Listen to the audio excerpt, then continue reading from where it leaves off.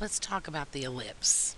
The formal definition for an ellipse says that an ellipse is the set of all points P in the plane, the sum of whose distances from two fixed points called the foci is a constant.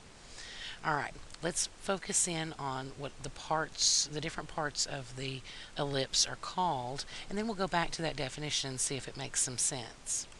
First of all, we have what we call the center. So I'm going to draw a line here. This is the center of this ellipse. Everything sort of revolves around that center, kind of very much like the center of a circle. And if you think about it, this is very, very much like a circle. It's just that it's elongated in one direction. So instead of it being the same distance all the way out, like we had in the circle that was the radius, actually in the ellipse we're stretched on one side more than on the other. But in the center of our ellipse, we have the point that we call HK, and that should look very familiar to us because that is the same HK center that we used in the circle. We also have points on the outside here on the longest side of the ellipse.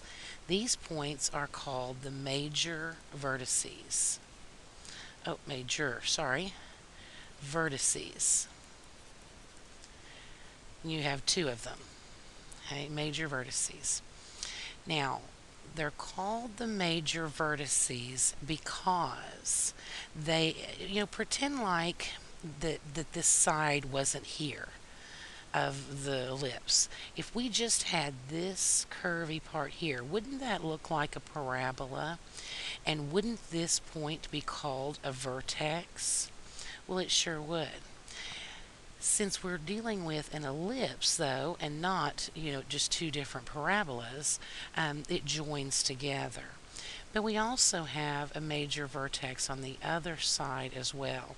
We call them major because they are happening along that longest part of the ellipse. And actually, if you could draw a line straight down through the longest part of the ellipse, that would be called the major axis. The major axis, I like to say, runs through all of the goodies. The major vertices, the center, and then also what we call the focus. And there are two of them in an ellipse. Okay, so there are two of those. So it runs through all of this. And in a way, again, if you could picture just ignoring this part of the ellipse and just looking at this, wouldn't it look very, very much like a parabola wrapping around that focus? Absolutely it would. Now, we have a major side or a longest side of this ellipse. We also have what we call a minor side or a shortest side. So if I were to draw a line down through the center on that shortest side of the ellipse, this would be called the minor axis. And we also have points on that minor axis that we call the minor vertices. So this would be a minor vertex, and then also this one would be also another minor vertex. Now these are all the incredibly important parts of an ellipse.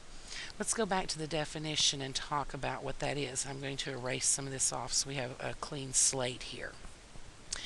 The definition says that an ellipse is the set of all points P in the plane. So let's talk about maybe this point right here. That's our point P. The sum of whose distances from two fixed points called the foci is a constant. So remember I said, I'm going to have a focus maybe here and maybe here. If I were to draw a line from that point to each one of those focal points, and I were to find the distance and add them up, that would be the sum, then that would be the exact same as if I were to use this as my point and draw a line to each one of the focal points, find those distances and add them up. In fact, every single point along this ellipse